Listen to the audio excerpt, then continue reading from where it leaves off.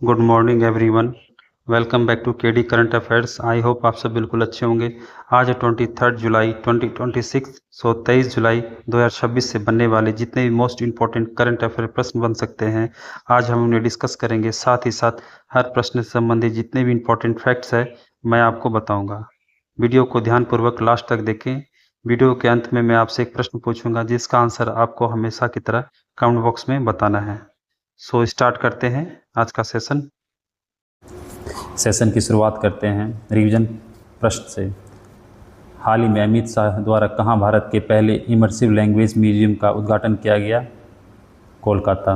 हाल ही में किसे प्रतिष्ठित लोकमान्य तिलक राष्ट्रीय पुरस्कार 2026 से सम्मानित करने की घोषणा की गई है? तो ये अजीत डोभाल को दिया जाएगा। हाल ही में किस राज्य ने लकाडोंग हल्दी मिशन गोल्डन स्पाइस का शुभारंभ किया? ये मेघालय के द्वारा किया गया। हाल ही में किस मंत्रालय ने डिजिटल क्रिएटर्स को बढ़ावा देने के लिए James of India challenge launch किया है? सूचना एवं प्रसारण मंत्रालय के द्वारा। हाल ही में किसे पश्चिमी अफ्रीकी राज्यों के आर्थिक समुदाय के नए अध्यक्ष के रूप में चुना गया? बसीरू फेको।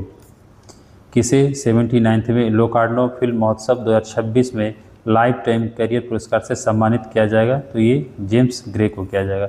विश्व का सबसे बड़ा दही निर्माण संयंत्र किस राज्य में विकसित किया जा रहा है? तो ये पश्चिम बंगाल में विकसित किया जा रहा है। हाल ही में लॉर्ड्स में सबसे ज़्यादा रन बनाने वाले पहले भारतीय बल्लेबाज कौन बने? रोहित शर्मा। हाल ही में दुनिया की दूसरी सबसे पुरानी ज्ञात ऑर्बिकुलर चट्टान किस राज्य में मिली? ये मध्य प्रदेश में मिला। भारत के 99 ग्रैंड मास्टर बन गए हैं वीएस रतनवेल। सेशन की शुरुआत करते हैं। हमारा आज का पहला प्रश्न है, हाल ही में किसी नीति आयोग का नया मुख्य कार्यकारी अधिकारी सीईओ नियुक्त किया गया है? Chief executive officer. तो चीफ एग्जीक्यूटिव ऑफिसर को नियुक्ति किया गया है 2 वर्षों के लिए। 2 वर्ष के लिए किया गया है इनकी नियुक्ति। और किनके स्थान लेंगे? ये पूर्व वीवीआर सुब्रमण्यम का स्थान लेंगे। और किसे बनाया गया? अनुराग जैन को। अनुराग जैन जो वीवीआर सुब्रमण्यम का स्थान लेंगे। अच्छा, अशोक कुमार लाहिरी जो नीति आयोग के उपाध्यक्ष बनाए गए थे। रवि अग्रवाल जो सीबीडीटी के चेयरमैन को विस्तार दिया गया 6 महीने के लिए, चेयरमैन बनाया गया। अच्छा, नीति आयोग के अध्यक्ष कौन होते हैं? नीति आयोग के अध्यक्ष आप लोग कमेंट करके बताइए, नीति आयोग के अध्यक्ष कौन होते हैं? नीति आयोग की स्थापना कब हुई थी? 1 जनवरी 2015 ईस्वी में। आइए देखते हैं नेक्स्ट प्रश्न। हाल ही में किसने भारत का पहला यूपीआई सक्षम मील कार्ड लॉन्च किया है? Who has recently launched India's first UPI enabled My Meals card? तो किसने किया है? ये इनकैश ने। इनकैश के द्वारा भारत का पहला UPI based meal card launch किया गया है। यूपीआई की शुरुआत जो हुई थी, यूपीआई की स्थापना जो हुई थी, कब हुई थी? तो ये 2016 में की गई थी। और किसके द्वारा? ये national payment corporation of India के द्वारा लॉन्च किया गया था। और यूपीआई अपनाने वाला पहला देश जो था नेपाल, हमारा पड़ोसी देश था। वहीं यूरोपीय कंट्री जो बना था, यूरोपीय देश जो था फ्रांस था। और नामीबिया जो अफ्रीकी देश था जो अपनाने वाला पहला देश बना। तो देखते हैं नेक्स्ट प्रश्न। हाल ही में फ्रांस में आयोजित मेन्यूरेस इंटरनेशनल चेस चैंपियनशिप में स्वर्ण पदक किसने जीता? तो फ्रांस में आयोजित किया जा रहा है मेन्यूरेस इंटरनेशनल चेस चैंपियनशिप। तो इसमें भारत के रोहित कृष्णा ने भारत के ही राजा ऋत्विक को हराकर यह पदक अपने नाम किया। वीएस रतनवेल जो अभी भारत के नए 99 ग्रांड मास्टर बने हैं। नेक्स्ट प्रश्न, हाल ही में एपीडा ने उत्तराखंड से 24 टन फ्रोजन फ्रेंच फ्राइज की पहले निर्यात की सुविधा किस देश को प्रदान की है? तो उत्तराखंड की फ्रोजन फ्रेंच फ्राइज जिसे उत्तराखंड से किस देश को ये निर्यात की गई है एपीडा के माध्यम से? तो ये की गई है इराक को। इराक को ये भेजी गई है 24 टन फ्रोजन फ्रेंच फ्राइज। अच्छा, एपीडा क्या है? APEDA agriculture and processed food products export development authority. अच्छा, इसके अलावा सिंगापुर को अभी असम राज्य के तेजपुर लीची है जो जीआई टैग मिला है, जिन्हें तेजपुर लीची को एक्सपोर्ट किया गया सिंगापुर को। इसके अलावा दुबई में भी एक्सपोर्ट किया गया था। अमेरिका में भी हाल ही में एक फेस्टिवल का आयोजन किया गया जिसका नाम था mango magic festival. Mango magic festival, और ये कहाँ किया गया था? सिएटल में। यूनाइटेड किंगडम को झारखंड राज्य ने अभी आम्रपाली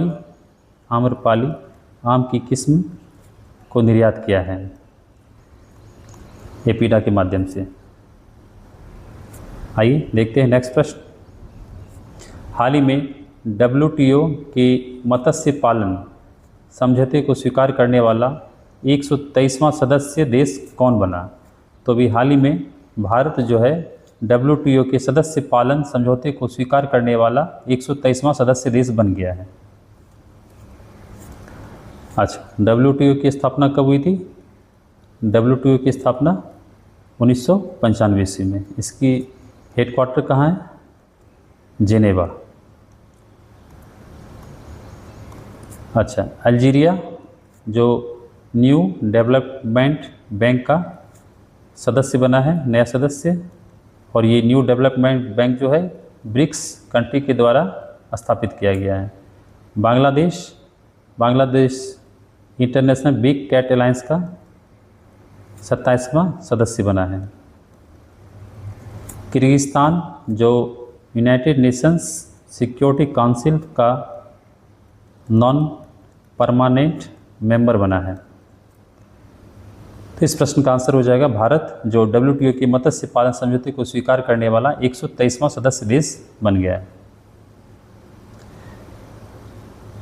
नेक्स्ट प्रश्न, हाल ही में भारतीय मूल की किस सांसद को ब्रिटेन का पहला AI मंत्री नियुक्त किया गया है?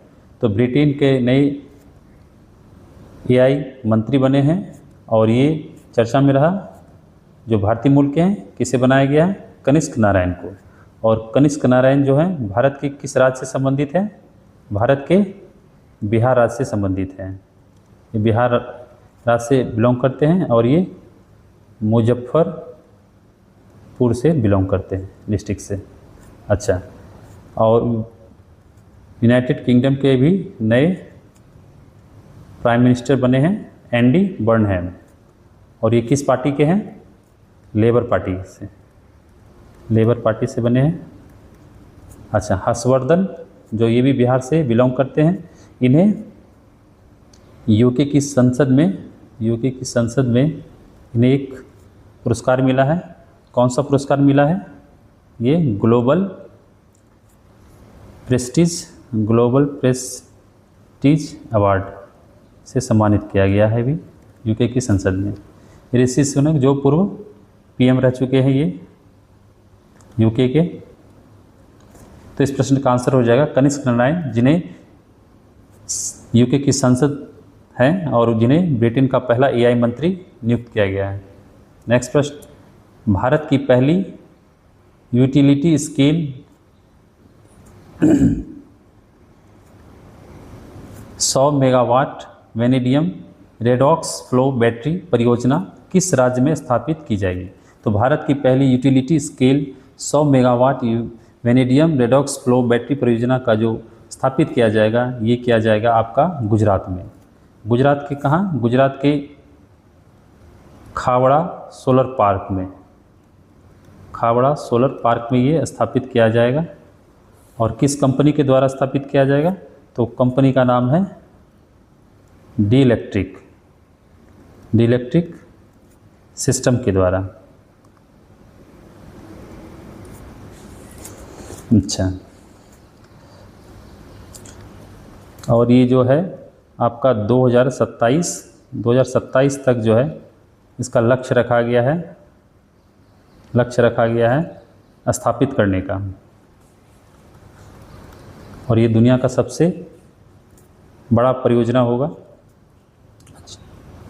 ओडिशा, कर्नाटक के राज्य सरकार के द्वारा भारत का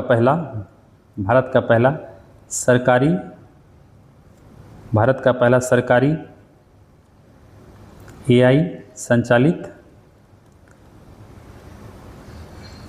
विश्वविद्यालय बनाया जाएगा, जहां विश्वविद्यालय की स्थापना किया जाएगा, विद्यालय की स्थापना की जाएगी। महाराष्ट्र राज्य के पालघर डिस्ट्रिक्ट में भारत का पहला अपतटीय बंदरगाह बनाया जाएगा, जो है वधावन बंदरगाह।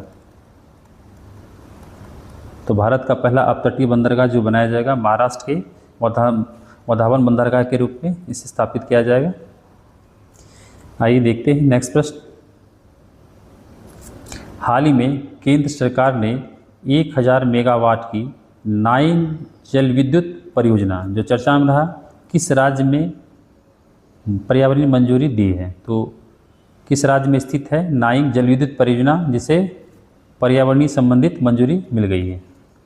तो ये है अरुणाचल प्रदेश में स्थित है 1000 मेगावाट की नाइंग जल विद्युत परियोजना। अच्छा, ये जो किस नदी पर बनाया जा रहा है? ये सियोम नदी पर ये बनाया जा रहा है, जो ब्रह्मपुत्र की सहायक नदी है। ब्रह्मपुत्र की सहायक नदी है। अच्छा, और ये किस प्रकार का जल विद्युत परियोजना है? तो ये जो परियोजना है रन ऑफ द रिवर परियोजना है। अच्छा, सिक्किम में कौन सी है?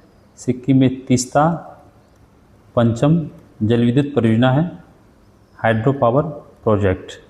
इसके अलावा रंगीट हाइड्रो पावर प्रोजेक्ट स्थित है। उत्तराखंड और हिमाचल प्रदेश की संयुक्त एक परियोजना है जिसका नाम है आपका किसाऊ, जो भी चर्चा में रहा, किसाऊ बांध परियोजना, जिसे मंजूरी दे दी गई है। बिहार की बात करें तो बिहार की पहली नदी जोड़ो परियोजना के तहत लिंक जो किया गया है बागमती और बूढ़ी गंडक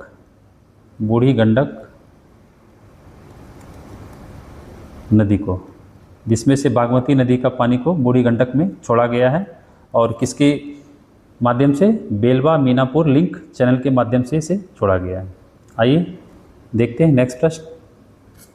हाल ही में भूस्थानिक प्रौद्योगिकी पर 5वीं ब्रिक्स कार्य समूह की बैठक कहाँ आयोजित की गई? तो ब्रिक्स की 5वीं बैठक की गई भूस्थानिक प्रौद्योगिकी पर, तो ये कहाँ किया गया? IIT तिरुपति जो आंध्र प्रदेश में है। आंध्र प्रदेश के IIT तिरुपति में भूस्थानिक प्रौद्योगिकी पर 5वीं ब्रिक्स कार्य समूह की बैठक की गई। भारत 2026 में ब्रिक्स की मेजबानी कर रहा है। नेक्स्ट प्रश्न। ग्लासगो में आयोजित राष्ट्रमंडल खेल 2026 के उद्घाटन समारोह में भारतीय दल के ध्वजवाहक के रूप में किसे चुना गया है? तो अभी भारत सरकार के द्वारा ग्लासगो में आयोजित होने वाले कॉमनवेल्थ गेम्स 2026 के उद्घाटन समारोह के लिए भारतीय दल के ध्वजवाहक के रूप में किसे चुना गया है? तो ये चुना गया है आपका किसे? मीराबाई चानू को। मीराबाई चानू को ध्वजवाहक के रूप में चुना गया है, ध्वजवाहक के रूप में। इसके साथ ही लवलीना बोरगोहन को चुना गया है आपका मशाल वाहक के रूप में, बैटन बियरर के रूप में, और ये मीराबाई चानू को फ्लैग बियरर के रूप में। रोहित राजपाल, इसे चुना गया है सेफ डी मिशन, भारतीय दल का जो है नेतृत्व कर रहा है कौन? रोहित राजपाल। और पीटी उषा जो इंडियन ओलंपिक एसोसिएशन के चेयरमैन हैं। अच्छा, कॉमनवेल्थ गेम्स जो 2026 में स्कॉटलैंड में जो आयोजित किया जा रहा है उसका मैस्कॉट क्या है? मैस्कॉट शुभंकर, तो शुभंकर जो हो जाएगा आपका फिनी है। और अगला 2030 में जो आयोजित किया जाएगा कॉमनवेल्थ गेम्स, ये कहाँ आयोजित किया जाएगा? तो भारत में अहमदाबाद में, और ये फाइनल हो चुका है। अब ये अहमदाबाद में ही 2030 का कॉमनवेल्थ गेम्स आयोजन किया जाएगा। सो फ्रेंड्स, ये आज के सेशन का आखिरी प्रश्न था। आइए देखते हैं प्रीवियस क्वेश्चन ऑफ डे में हमने जो आपसे प्रश्न पूछा था, कॉमनवेल्थ गेम्स 2026 का 23वां संस्करण जो 23 जुलाई से कहाँ आयोजित किया जा रहा है? सो आज से स्टार्ट हो गई, ये ग्लासगो में आयोजित किया रहा है। आप सभी ने इसका आंसर कमेंट बॉक्स में सही किया था। सो देखते हैं आज का क्वेश्चन ऑफ डे में। आज का प्रश्न क्या है? किसे प्रतिष्ठित लोकमान्य तिलक पुरस्कार 2026 से सम्मानित करने की घोषणा की गई है? तो आप इनका आंसर कमेंट बॉक्स में हमेशा की तरह दे सकते हैं। और आप को यदि ये सेशन अच्छा लगा तो इसे लाइक करें, सब्सक्राइब करें और अपने फ्रेंड्स को शेयर करें, और बेल आइकन को प्रेस अवश्य कर लें जिससे आप तक नए वीडियो आते रहें। सो मिलते हैं अपने नेक्स्ट सेशन में। थैंक यू, धन्यवाद, जय हिंद, जय भारत।